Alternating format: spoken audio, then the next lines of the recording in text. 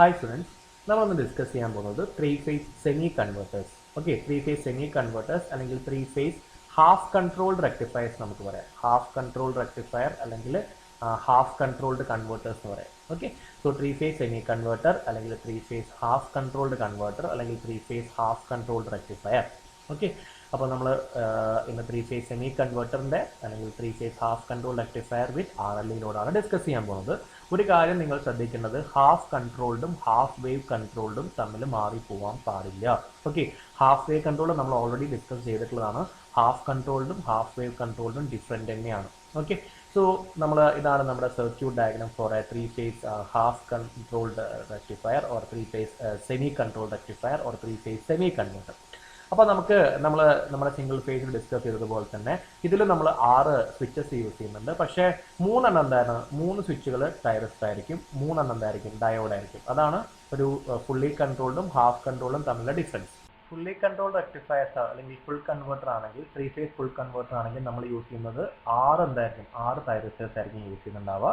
ഇനി three phase semi converters ആണെങ്കിൽ നമ്മൾ യൂസ് ചെയ്യുന്നത് എന്താണ്, 3 ടൈറസ്റ്റേഴ്സും 3 ഡയോഡ്സും, 3 ടൈറസ്റ്റേഴ്സ് ആൻഡ് 3 ഡയോഡ്സ്. ഓക്കെ, അപ്പോൾ അതിൽ സ്വിച്ചസ് 6 സ്വിച്ചിൽ പകുതി എന്താണ്, പകുതി സ്വിച്ച് കൺട്രോളബിൾ ആണ്, പകുതി സ്വിച്ച് എന്താണ്, കൺട്രോളബിൾ അല്ല. ഡയോഡ്സ് എന്താണ്, അൺകൺട്രോളബിൾ ആണ്. ഓക്കെ, അപ്പോൾ അൺകൺട്രോളബിൾ ആയിട്ടുള്ള സ്വിച്ചും കൺട്രോൾഡ് സ്വിച്ചും അൺകൺട്രോൾഡ് സ്വിച്ചസും, പകുതി കൺട്രോൾഡ് സ്വിച്ചസും നമ്മൾ യൂസ് ചെയ്യുന്നു, പകുതി അൺകൺട്രോൾഡ് സ്വിച്ചസുമാണ് നമ്മൾ യൂസ് ചെയ്യുന്നത്. എവിടെ, ത്രീ ഫേസ് സെമി കൺവേർട്ടറിൽ യൂസ് ചെയ്യുന്നത്. അപ്പോൾ നമുക്ക് ഫിഗറൊക്കെ നിങ്ങൾക്ക് ഏകദേശം നമ്മുടെ ഇതിന് full converter, three phase full കൺവേർട്ടറിന് എക്സാക്ട്ലി സിമിലർ ആണ്. ഒരു വ്യത്യാസം മാത്രമേ ഉള്ളൂ, 3 ടൈറസ്റ്ററും 3 ഡയോഡുമാണ്. പിന്നെ നമ്പറിങ് നമ്മൾ സാധാരണ ഇവിടെ T1 T3 T5 എഴുതുന്നതിന് പകരം ഇവിടെ T1 T2 T3 എന്നാണ് എഴുതിയിട്ടുള്ളത്. ഓക്കെ, ഇവിടെ D1 D2 അതുപോലെ തന്നെ D3. അപ്പോൾ ഇതിൽ നമ്മൾ ടൈറസ്റ്റേഴ്സ്, 3 ടൈറസ്റ്റേഴ്സും ഏത് കോൺഫിഗറേഷനാണ് നമ്മൾ കണക്ട് ചെയ്തിട്ടുള്ളത്, 3 ടൈറസ്റ്റേഴ്സും കോമൺ കാത്തോഡ് കോൺഫിഗറേഷനിലാണ് കണക്ട് ചെയ്തിട്ടുള്ളത്. അപ്പോൾ നേരത്തെ നമ്മൾ ത്രീ ഫേസ് ഫുൾ കൺവേർട്ടറിൽ പറഞ്ഞതുപോലെ തന്നെ ഏതിൻ്റെ ആനോഡിലാണോ കൂടുതൽ പോസിറ്റീവ് വോൾട്ടേജ് വരുന്നത് അതായിരിക്കും കണ്ടക്ട് ചെയ്യുക. സോ T1 കണ്ടക്ട് ചെയ്യണമെങ്കിൽ എന്തായിരിക്കണം, ഫേസ് എയിലുള്ള വോൾട്ടേജ് കൂടുതൽ പോസിറ്റീവ് ആണെങ്കിൽ T1 കണ്ടക്ട് ചെയ്യും. T2 കണ്ടക്ട് ചെയ്യണമെങ്കിൽ എന്ത് ചെയ്യണം, ഫേസ് ബിയിലെ വോൾട്ടേജ് കൂടുതൽ പോസിറ്റീവ് ആണെങ്കിൽ T2, ഫേസ് സിയിലെ വോൾട്ടേജ് കൂടുതൽ പോസിറ്റീവ് ആണെങ്കിൽ T3 കണ്ടക്ട് ചെയ്യും. ഓക്കെ, ഇനി ഈ ഡയോഡുകളൊക്കെ ഏത് കോൺഫിഗറേഷനാണുള്ളത്, ഡയോഡുകളൊക്കെ ഉള്ളത് കോമൺ ആനോഡ് കോൺഫിഗറേഷനാണുള്ളത്. സോ ഏത് ഡയോഡിന്റെ കാത്തോഡിലാണോ കൂടുതൽ നെഗറ്റീവ് വോൾട്ടേജ് വരുന്നത് അതായിരിക്കും കണ്ടക്ട് ചെയ്യുക. സോ D1 എപ്പോഴാണ് കണ്ടക്ട് ചെയ്യുക, VAN എന്ന് പറഞ്ഞ വോൾട്ടേജ് കൂടുതൽ നെഗറ്റീവ് ആകുമ്പോൾ D1 കണ്ടക്ട് ചെയ്യും. VBN എന്ന് പറഞ്ഞ വോൾട്ടേജ് കൂടുതൽ നെഗറ്റീവ് ആവുന്ന സമയത്ത് D2 കണ്ടക്ട് ചെയ്യും. VCN എന്ന് പറഞ്ഞ വോൾട്ടേജ് കൂടുതൽ നെഗറ്റീവ് ആവുന്ന സമയത്ത് ഡയോഡ് D3 കണ്ടക്ട് ചെയ്യും. Okay, so thyristors common cathode കോൺഫിഗറേഷനിലും ഡയോഡ്സ് കോമൺ ആനോഡ് കോൺഫിഗറേഷനിലുമാണ്. ഓക്കെ, ഇപ്പോൾ ടൈറസ്റ്റേഴ്സിന്റെ ട്രിഗറിങ് നമുക്ക് ആൽഫ വരുന്നതിനനുസരിച്ചിട്ട് മാറും. പക്ഷേ ഡയോഡ്സ് എന്താണ്, നമ്മൾ ഈ പറഞ്ഞ ഇൻസ്റ്റന്റിൽ മാത്രമേ ഡയോഡ് കണ്ടക്ട് ചെയ്യുള്ളൂ. അതായത് ഡയോഡ് കണ്ടക്ട് ചെയ്യണമെങ്കിൽ എന്തായിരിക്കണം, ഡയോഡിന്റെ കാത്തോഡിൽ കൊടുത്തിട്ടുള്ള വോൾട്ടേജ് കൂടുതൽ നെഗറ്റീവ് ആവുന്ന സമയത്ത് മാത്രമേ എന്ത് കണ്ടക്ട് ചെയ്യുള്ളൂ, ഡയോഡ് D1 കണ്ടക്ട് ചെയ്യുള്ളൂ. So diode D1 conducts only when VAN is more negative as compared to D2, phase B and phase C. Okay, so diode D2 conducts when phase B is more negative as compared to phase A and C, and diode D3 conducts when phase C is more negative as compared to phase A and phase B. Okay, അപ്പോൾ ഇതിൽ നമ്മൾ ഡയോഡിന്റെ switching ആണ് നമ്മൾ ആദ്യം കാണിക്കുന്നത്. നിങ്ങൾ നോക്കിയേ, നമുക്കിവിടെ VAN, നമ്മൾ ഇൻപുട്ട് വോൾട്ടേജ് ആണ് ആദ്യം കാണിച്ചിട്ടുള്ളത്. VAN അതായത് VM sin omega t എന്നുള്ള വേവ് ഫോം കാണിച്ചിട്ടുണ്ട്. VAN കഴിഞ്ഞ ഉടനെ തന്നെ നമുക്ക് അടുത്തുണ്ട് VBN, VM sin omega t കഴിഞ്ഞ് 120 ഡിഗ്രിക്ക് ശേഷം എന്തുണ്ട്, VBN ഉണ്ട്. ഇനി VM sin omega t ആയി, VBN = VM sin omega t - 120 ആയി. ഇനി VCN എവിടെ നിന്നാണ് സ്റ്റാർട്ട് ചെയ്യുക, 240 ഡിഗ്രി എന്നല്ലേ, VM sin omega t - 240 degree. Okay, അപ്പോൾ നമുക്കറിയാം ഡയോഡ് D1 എപ്പോഴാണ് കണ്ടക്ട് ചെയ്യുക, ഡയോഡ് D1 കണ്ടക്ട് ചെയ്യുന്നത് എവിടെയായിരിക്കും, ഡയോഡ് D1 കണ്ടക്ട് ചെയ്യുക ഫേസ് എയിലുള്ള വോൾട്ടേജ് കൂടുതൽ നെഗറ്റീവ് ആവുന്ന സമയത്താണ് ഡയോഡ് D1 കണ്ടക്ട് ചെയ്യുക. നിങ്ങൾ നോക്കുക, ഇതാണ് നമ്മുടെ ഫേസ് എയിലുള്ള വോൾട്ടേജ്. അത് എപ്പോഴാണ് കൂടുതൽ നെഗറ്റീവ് ആവുന്നത്, ഈ ഒരു ഇൻസ്റ്റന്റ് മുതൽ ഈ ഒരു ഇൻസ്റ്റന്റ് വരെയാണെന്നുള്ളത് കൂടുതൽ നെഗറ്റീവ് ആവുന്നത്. ഓക്കെ, VAN കൂടുതൽ നെഗറ്റീവ് ആവുന്നത് ഇത്രയും റീജിയനിലാണ്. സോ ഡയോഡ് D1 ഇത്രയും റീജിയനിലാണ് കണ്ടക്ട് ചെയ്യുക. ഓക്കെ, ഇനി അടുത്തത് നോക്കുക, നിങ്ങൾ ഡയോഡ് D2, നമ്മൾ VBN ആണ് നോക്കേണ്ടത് അല്ലേ.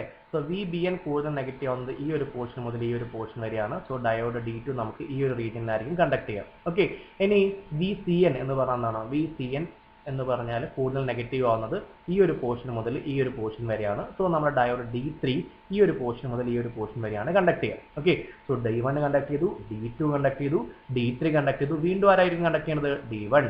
പിന്നെ D1ന്റെ മുന്നേ ആരായിരിക്കും? D3. D3 കഴിഞ്ഞ മുന്നേ ആരായിരിക്കും? D2. ഓക്കെ, അപ്പൊ ഇത് എന്തായാലും മാറില്ല. എന്ത് ആൽഫ ആണെങ്കിലും, alpha 0, alpha 30, alpha 60, alpha 90, alpha 120 എന്താണെങ്കിലും ഈ ഡയോഡിന്റെ കണ്ടക്ഷൻ ഈ ഒരു രീതിയിൽ മാത്രമേ വരുള്ളൂ. ഓക്കെ, ഇത്ര സമയത്ത് മാത്രമേ നമ്മൾ ഡയോഡുകൾ D1 ഈ ഒരു ഇൻസ്റ്റന്റിലേക്ക് കണ്ടക്ട് ചെയ്യുള്ളൂ, D2 ഈ ഒരു ഇൻസ്റ്റന്റിലേക്ക് കണ്ടക്ട് ചെയ്യുള്ളൂ, D3 ഈ ഇൻസ്റ്റന്റിലേക്ക് കണ്ടക്ട് ചെയ്യുള്ളൂ. ഓക്കെ, അതിന്റെ ഇൻസ്റ്റൻസ് എന്ത് ചെയ്യില്ല, മാറില്ല. ഓക്കെ, സോ ഡയോഡ്സിന്റെ ഡയോഡുകൾ കണ്ടക്ട് ചെയ്യുന്ന ഇന്റർവൽ ഇങ്ങനെ തന്നെയായിരിക്കും. പക്ഷേ തൈറിസ്റ്റേഴ്സ് കണ്ടക്ട് ചെയ്യുന്ന ഇന്റർവൽ ഏതിനനുസരിച്ചിട്ട് മാറും? ആൽഫയ്ക്ക് അനുസരിച്ചിട്ട് മാറും. ഓക്കെ, നമ്മളിവിടെ കൺസിഡർ ചെയ്തിട്ടുള്ളത് ആൽഫ = 0 ഡിഗ്രി ആണ്. സോ നമ്മൾ തൈറിസ്റ്റർ T1 എന്താണ് ചെയ്യുക? തൈറിസ്റ്റർ T1 എന്ന് പറഞ്ഞാൽ ട്രിഗർ ചെയ്യുന്നത് എവിടെയായിരിക്കും? 30 + ആൽഫ. ആൽഫ 0 ആയതുകൊണ്ട് തൈറിസ്റ്റർ T1 എവിടെ നിന്ന് ട്രിഗർ ചെയ്യും? 30യിൽ നിന്ന് ട്രിഗർ ചെയ്യും. ഓക്കെ, 30 മുതൽ ഒരു 120 ഡിഗ്രി അത് കണ്ടക്ട് ചെയ്യും, 30 to 150 ഡിഗ്രി.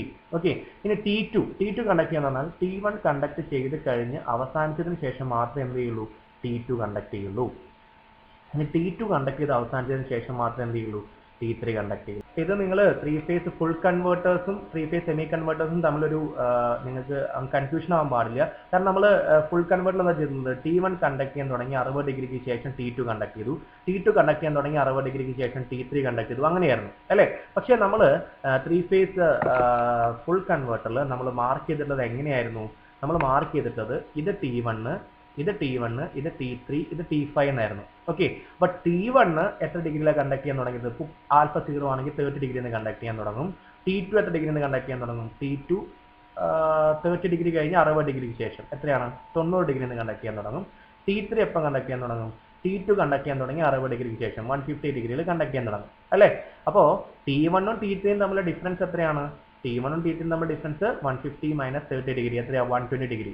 ഓക്കെ, അപ്പോൾ നമ്മുടെ 3 ഫേസ് ഫുൾ കൺവേർട്ടറിൽ T1 ഉം T2 ഈ T1 നും T2 നും പകരം ഇവിടെ എന്തായിരുന്നുണ്ടായിരുന്നത്? T1 ഉം T3 ആയിരുന്നു ഉണ്ടായിരുന്നത്. ഓക്കെ, അപ്പോൾ അവിടെ പറഞ്ഞിട്ടുള്ള ട്രിഗറിംഗ് പൾസും ഇവിടെ പറഞ്ഞ ട്രിഗറിംഗ് പൾസും വ്യത്യാസമൊന്നുമില്ല. നമ്മൾ എന്താ ചെയ്യണത്? ഇവിടെ നമ്മൾ പോസിറ്റീവ് ഗ്രൂപ്പ് മാത്രമേ തൈറിസ്റ്റേഴ്സ് ഉള്ളൂ. അപ്പോൾ ഈ പോസിറ്റീവ് ഗ്രൂപ്പുകൾ തമ്മിലുള്ള ഫേസ് ഡിഫറൻസ് എന്ന് പറഞ്ഞാൽ എത്രയാണ് വരുന്നത്?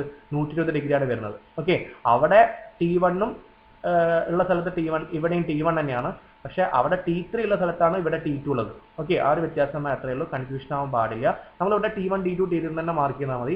പോസിറ്റീവ് ഗ്രൂപ്പുകൾ തമ്മിലുള്ള ഫേസ് ഡിഫറൻസ് എന്ന് പറഞ്ഞാൽ എത്ര വരിക? 120 ഡിഗ്രിയാണ് വരിക. അതായത് നിങ്ങൾ ഫുൾ കൺവേർട്ടർ നോക്കുകയാണെങ്കിൽ T1, T3, T5 ആണ് പോസിറ്റീവ് ഗ്രൂപ്പ്. അത് നമ്മളെ ഫേസ് ഡിഫറൻസ് എത്രയാണ്? 150 ഡിഗ്രി. ഓക്കെ, ഇനി ഇപ്പൊ നിങ്ങൾ നോക്കുക T4 എത്ര വരിക? T4 എന്ന് പറഞ്ഞാൽ 150 + 60 210. ഓക്കെ, അതും തമ്മിലുള്ള 210 ഡിഗ്രി. അത് തമ്മിലുള്ള ഫേസ് ഡിഫറൻസ്, അതായത് നെഗറ്റീവ് ഗ്രൂപ്പുകൾ തമ്മിലുള്ള ഫേസ് ഡിഫറൻസ് എത്ര വരിക? 120 ഡിഗ്രിയാണ് വരിക. ഓക്കെ, അപ്പോൾ ഒരു നമ്മളെ പോസിറ്റീവ് ഗ്രൂപ്പ് ഉള്ള തൈറിസ്റ്ററുകൾ തമ്മിലുള്ള ഫേസ് ഡിഫറൻസും, ഇനി ഫുൾ കൺവേർട്ടറിന്റെ കാര്യമാണ് പറയുന്നത് കേട്ടോ, പോസിറ്റീവ് ഗ്രൂപ്പുകൾ തമ്മിലുള്ള തൈറിസ്റ്ററുകൾ തമ്മിലുള്ള ഫേസ് ഡിഫറൻസും നെഗറ്റീവ് ഗ്രൂപ്പുകൾ തമ്മിലുള്ള തൈറിസ്റ്ററുകളുടെ ഫേസ് ഡിഫറൻസ് എത്രയാണ്? 120 ഡിഗ്രിയാണ്. ഓക്കെ, ഫുൾ കൺവേർട്ടറിൽ ഇവിടെ നമുക്ക് പോസിറ്റീവ് ഗ്രൂപ്പിൽ മാത്രമേ എന്തുള്ളൂ? തൈറിസ്റ്റേഴ്സ് ഉള്ളൂ. നെഗറ്റീവ് ഗ്രൂപ്പിൽ എന്താണുള്ളത്? നമുക്ക് ഡയോഡ്സ് ആണുള്ളത്. ഡയോഡ്സിന്റെ കണ്ടക്ഷൻ യാതൊരു രീതിയിലും മാറില്ല. ഈ ഒരു രീതിയിൽ മാത്രമേ എന്ത് ചെയ്യുള്ളൂ? ഡയോഡുകൾ കണ്ടക്ട് ചെയ്യുള്ളൂ. പക്ഷേ തൈറിസ്റ്റർ എന്താ സംഭവിക്കുക? തൈറിസ്റ്റർ ഒരു ചെറിയ ഡിഫറൻസ് ഉണ്ട്. ആൽഫയ്ക്ക് അനുസരിച്ചിട്ട് എന്ത് ചെയ്യും? തൈറിസ്റ്റർ കണ്ടക്ട് ചെയ്യുന്ന രീതി മാറും. ഓക്കെ, അപ്പോൾ തൈറിസ്റ്റർ T1 ഓരോ തൈറിസ്റ്റർ എത്ര ഡിഗ്രി കണ്ടക്ട് ചെയ്യും? 120 ഡിഗ്രി കണ്ടക്ട് ചെയ്യും. ഒരു തൈറിസ്റ്റർ കണ്ടക്ട് ചെയ്ത് കഴിഞ്ഞതിന് ശേഷം മാത്രമേ എന്ത് ചെയ്യുന്നുള്ളൂ? ഇവിടെ അടുത്ത തൈറിസ്റ്റർ കണ്ടക്ട് ചെയ്യുന്നുള്ളൂ. ഓക്കെ, കാരണം ഇത് 3 ഫേസ് ഫുൾ കൺവേർട്ടർ നമ്മൾ T2 എന്ന് പറയുന്നത് എവിടെ വരുന്നത്? T2 എന്ന് പറയുന്നത് ഇവിടെയാണ് വരുന്നത് അല്ലേ? സോറി, ഇവിടെയാണ് വരുന്നത് T2 അല്ലേ?